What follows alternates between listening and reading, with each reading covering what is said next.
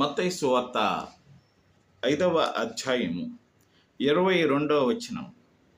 నేను మీతో చెప్పునదేమనగా, తన సహోదరుని మీద కోపపడు ప్రతివాడు విమర్శకు లోనగును అని వ్రాయబడి ఉంది. In English, you have heard that it was said to those of old, you shall not murder, and whoever murders will be liable to judgment.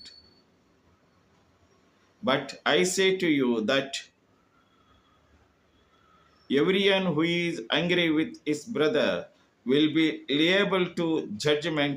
Whoever insults his brother will be liable to the council, and whoever says you fool will be liable to the hell of fire అని వ్రాయబడి ఉంది.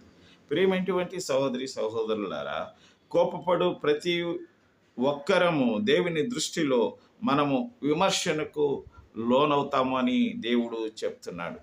తన సహోదరుని మీద వ్యర్థుడని కూడా చెప్పకూడదని చెప్తున్నాడు.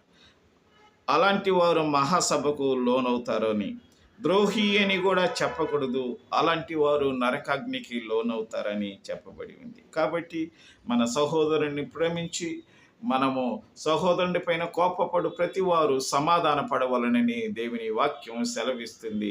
Amen.